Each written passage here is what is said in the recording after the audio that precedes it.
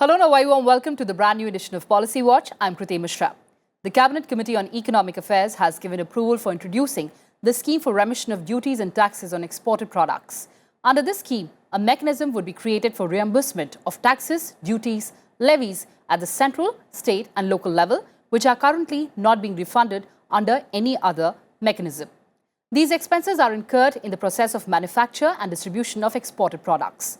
The scheme will give a boost to the domestic industry and Indian exports, providing a level playing field for Indian producers in the international market. India's exports rose for the first time in 7 months in February, growing by 2.91%. And for more on this, I'm joined by Dr. Ajay Sahai, Director General and CEO, FIO, Mr. S.C. Agarwal, Senior Member, ASSOCHAM, Dr. Subhash Chandra Pandey, former Special Secretary, Ministry of Commerce and Industry. Welcome to Rajya Sabha Television, all of you. Dr. Pandey, let me come to you first.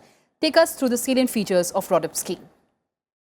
In the previous scheme of export incentives linked to manufacturing exports and service exports was the MEIS and SEIS schemes, where depending on the value of exports, a certain fixed percentage incentive was being given. The logic of the incentive is the same as which is for the new scheme, that is offsetting the burden of domestic taxes. But since it is directly linked to export value, it may also be seen as a sort of a subsidy to exports. While subsidy to export is not allowed under WTO, every country is entitled not to export its domestic taxes.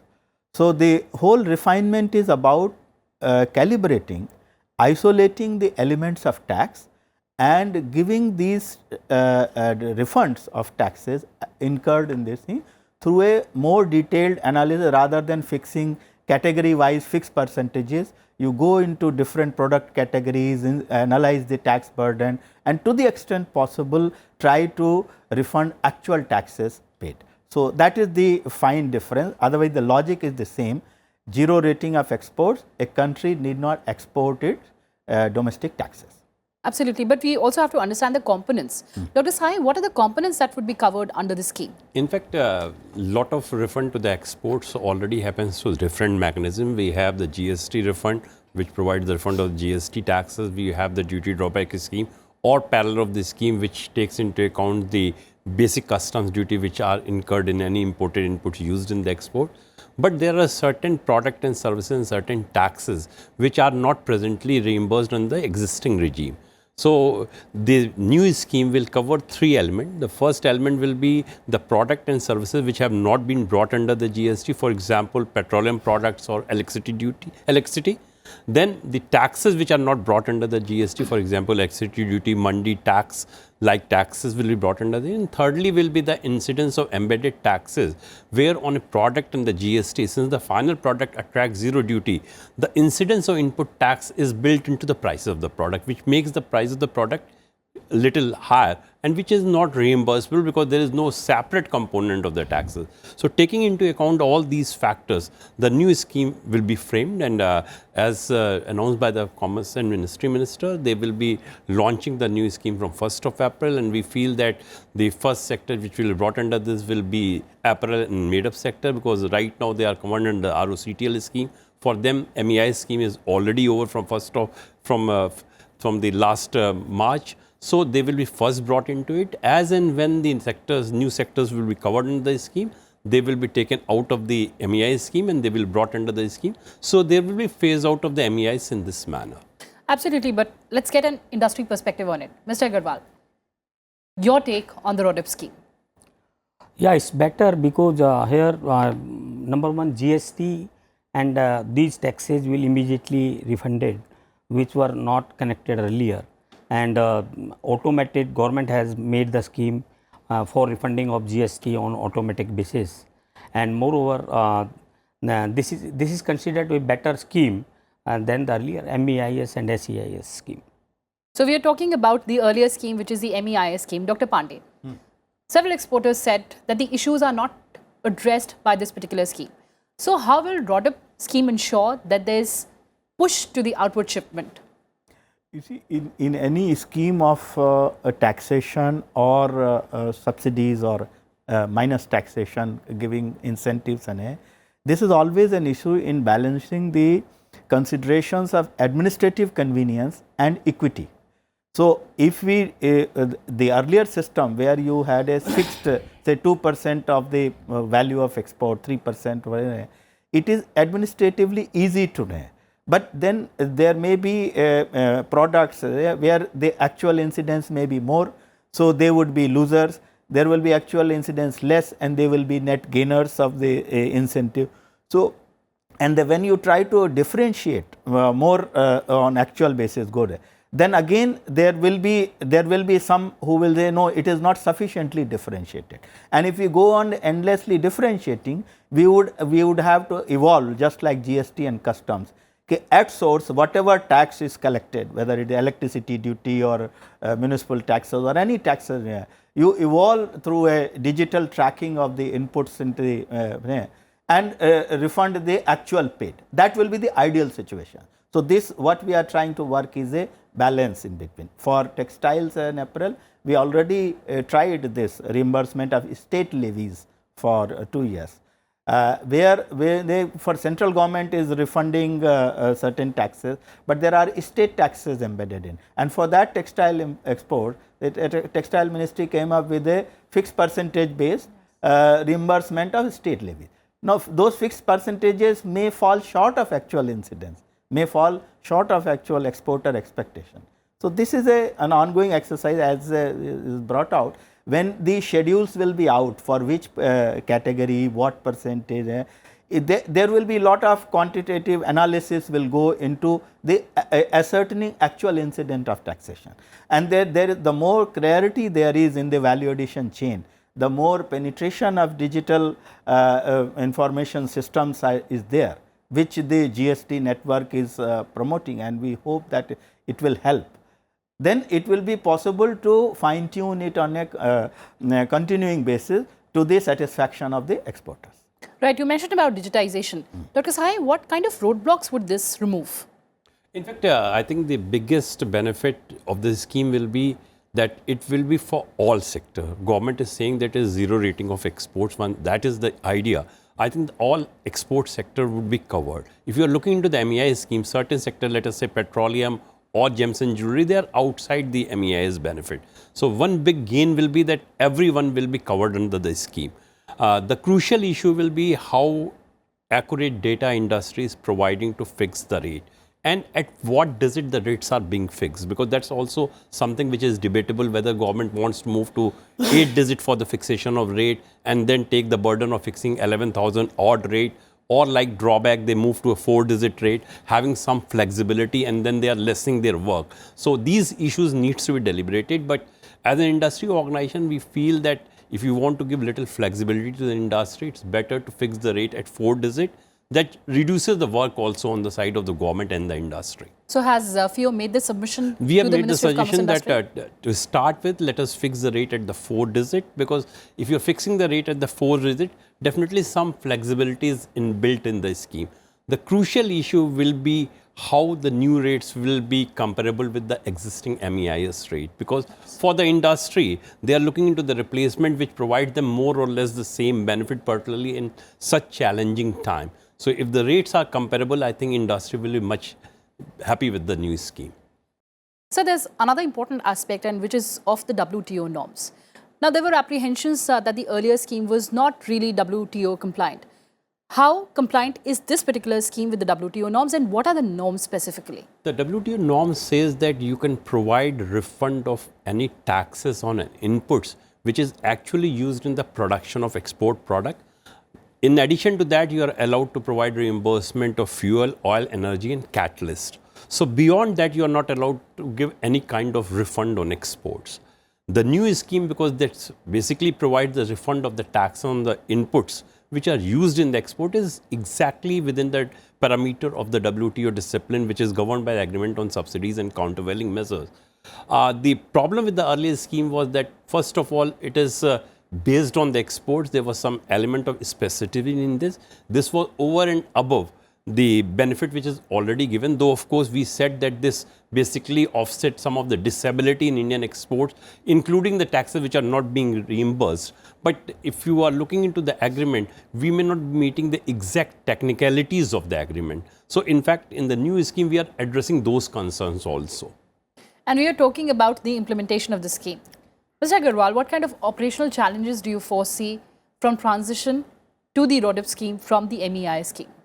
You see, more clarity is there. As Mr. Sai said, as WTO requirement, government can refund the input tax credits and taxes. And earlier scheme was not clarity, it is not transparent to the extent, and this clearly give credit to all industries and to the level that what are input taxes has been incurred, that credit is to be given here. So this is a more transparent and better scheme. So there's more clarity and there's more transparency, but Dr. Yes. Pandey, how will the government ensure that there's seamless transition? As I said, that the digitalization, which is already happening in a big way, particularly in this sector, that will ensure the quality of data, reliability of data. On that depends how the government moves forward in this direction. The intent is very clear. Whatever taxation goes into manufacturing of exported goods must be refunded back. It must not be, tax must not be exported.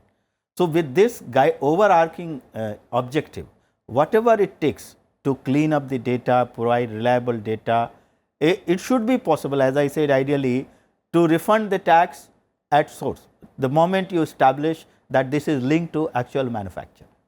So I am very positive that it can be done, and it will be done. Right, sir. And now let's widen the debate in the present context. Dr. Sahai, China's exports plummeted to 17.2% in January and February. For us, of course, there was a silver lining in February. Our exports, they saw a surge after almost 7 months. But should the traders be ready for a fresh bout of slowdown in the export sector? In fact, going by the current trend, the way orders are being put on hold or orders are being cancelled, I think the current quarter is starting from 1st of April will definitely be challenging for the Indian exports.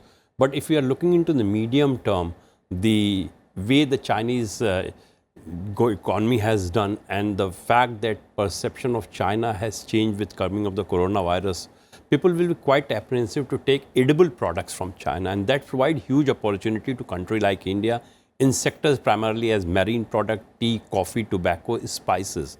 Beside that, I think India can compete with China in many other product sectors also, including pharmaceuticals, chemicals, glassware, sanitary wares. So we have opportunity in many cases, but we have to keep in mind that when we are talking about replacing China in a market, the issue which boils down is the capacity. Yes. When we were talking about the tariff war, taking advantage of that, there were a number of buyers from US who wanted to place an order on India, and the size of order was the total exports of the country. So we need to create capacity if we want to take on either US in Chinese market or China in US and other market. And that's the need of the hour. This is an excellent opportunity for India also to attract investment. China's image is at an all-time low. People want to move away from China. China will find it extremely difficult to get investment, particularly in the next 1 to 2 years' time. If we can provide some kind of hand-holding to the investor in the country, and more importantly, providing them the plug-and-play field, it should not be expected that an investor will come and struggle to obtain land for a year or so. If we have a state-of-art facility, many of the countries, example, if you're looking into Ethiopia, Kenya has provided the facility. We have extra land which is lying in many of the special economic zone. If that can be denotified, if land and infrastructure facility is available, we will be able to attract a lot of investment in country like India at this I'll take point that to of Mr. time. Agarwal. Mr. Agarwal, how do we expand the existing capacity? You see, India's problem is capital. We have to make our laws very simple, easy to understand, and like laborers, acquiring of land, these laws are still difficult.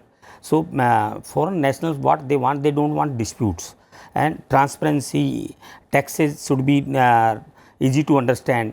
So ease of doing business, Mr. Modi, our Prime Minister, is working on that. As you know, our we were at 142 place, now we are at less than 77. So we are doing that, and so if we are able to attract capital, the opportunity lost by China, we can attract those manufacturing activities, and we have to do, our global trade is just 1.65%, and we target, our economic policy has said that we must have shares 3.5% by 2025, and if that target be achieved, so we will create a 4 crore additional jobs.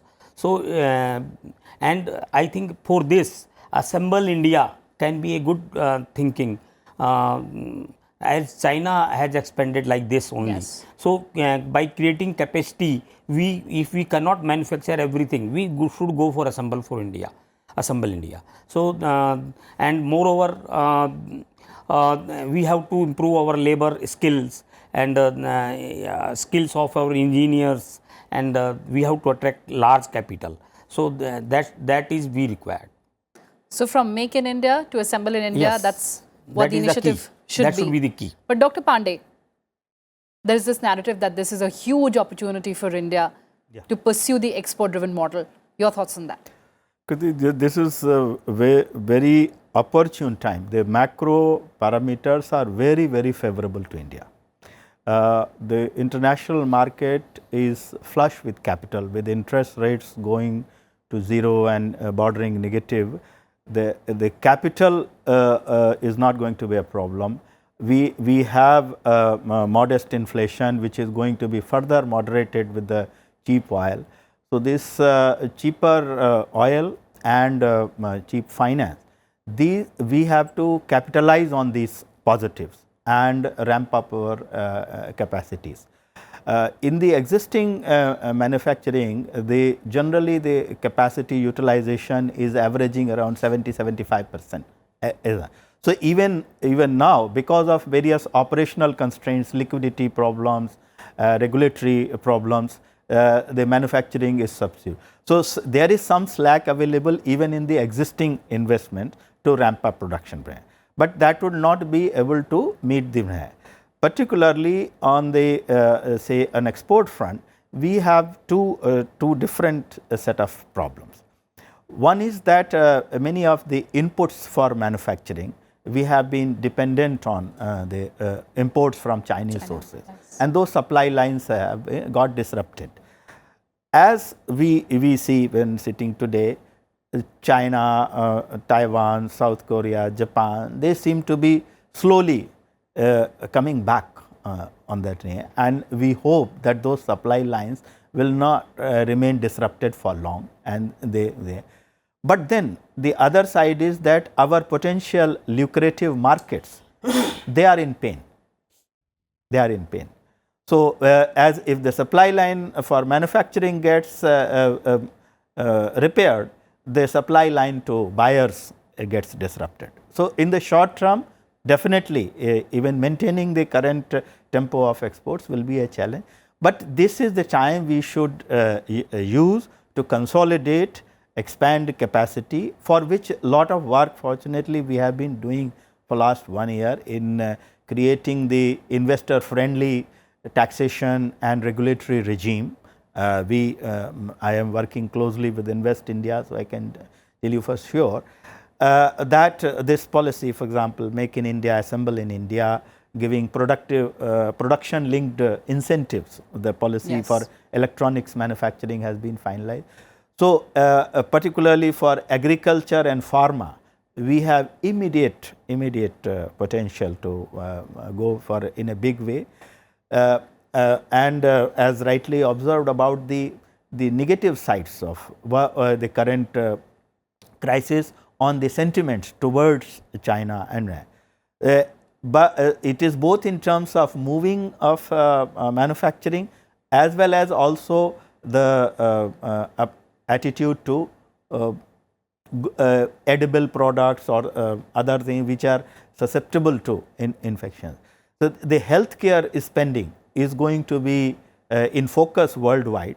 So, that offers an opportunity, it will new markets, the new businesses, and So, on the offsetting is travel and tourism Right. is hard. So there are pluses and minuses, and therefore, even if we are able to maintain the tempo for next 1 year, that will be a very big positive achievement. But this is the time to consolidate and ramp up our domestic manufacturing capacity, and we are working on that. Absolutely, sir. But Dr. Sahai, there are two basic concerns. One is, of course, the disruption of supply side, and the other, of course, is the permeation into newer markets. How do we address these two challenges? In fact, if you look into the diversification of exports, both at the product level as well as the market level, a lot of diversification has happened, and our dependence on Europe and North America, which used to be around 55% of the export, has come down to around 30% of the exports. Our major export is now happening to Asia and other parts of the world also. Our exports to Latin America, Africa, CIS has definitely grown in last 10 years, but unfortunately the effort was not made on the import diversification. Yes. And coronavirus in China has flagged that issues quite substantially. There is need to create domestic capacities also, particularly in some of the strategic sector also, if you're talking about API and others, right, that needs to be done. But when I'm looking into the India's export, there is some problem with our profile of exports also. If you look at the global trade, 50% of the global trade consists of electrical, electronics, automobile and petroleum sector. In this segment, which contribute to roughly 50% of world trade, first of all, its share in my total export is around 28%, and in the world, our share is just 0.8%. So if we are only in the segment where global trade is not happening significantly, we won't be able to go for quantum jump in exports. For us, textile, leather, handicraft, carpets are important because they are employment intensive sector. They may not be generating foreign exchange. They create a lot of employment opportunity. But these are not the sector on which I can pin hope for quantum jump in my exports. I have to change my export profile as per the world demand. Secondly, the high technology export share in global trade is happening. Today, China's high technology export is $658 billion. Forget about China. A small country like Singapore export $155 billion of high technology product. We export just $20 billion of high technology product. So if we are looking into quantum jump in exports, we have to map our manufacturing capability with the global demand. Right. And I think the focus has to come on R&D. We are the worst spenders of our R&D spending concern, and I think the fault lies more with the private sector, because whatever little R&D is happening in the country, it is largely because of the government investment. Right. So on the one hand, while the government needs to provide some kind of fiscal support to the R&D, and that's why I am very strong advocate that instead of providing 100% tax deduction, we should provide 200% tax deduction R&D. Because unless you innovate and you change your product profile, the global market is not going to stay for you. And of course, the focus has to be on diversification. Absolutely. Giving you the last word, Mr. Agarwal. We saw that India opted out of regional comprehensive partnership, giving primacy to Indian interests. In Budget 2020, we saw several endeavors that were unveiled by the government to promote exports. How do we further make our exports competitive and energize the entire export sector? Actually, we have to make our export competitive. So we have to reduce our interest rate. We have to, though government has given incentive to small scale industries, 2% interest subvention, and on pre-shipment and post-shipment 3% more. And secondly, we have to make our loads simple, and our port connectivity, infrastructure, all these we have to make very competitive, so that the costing should reduce. So if we are able to make and land, capital and these indirect cost competitive, and incentives should be sufficient. Government is providing incentive for electronics, manufacturing, computer, and even medical devices. So on production base, so government is doing all that, but certain challenges are still there, and constraint of, as I told you, capital and various other factors. These challenges are still existing. So if we target for 10 years Yes. 2030, and we target, in our economic policy it has been targeted that we should achieve 5% of global trade. Yes. So we should follow and we should monitor our policies yearly to achieve that long-term policy. So consistently we have to do that. And focus on efficient implementation. Yes, On and that note, efficient, thank you so correct. much for Thank joining you. us. So various export-oriented industries are being reformed and introduced to better mechanisms to increase their productivity, boost exports and contribute to the overall economic growth. That's all we had for you in this edition of Policy Watch. Thanks for watching and stay tuned to Rajya Sabha Television.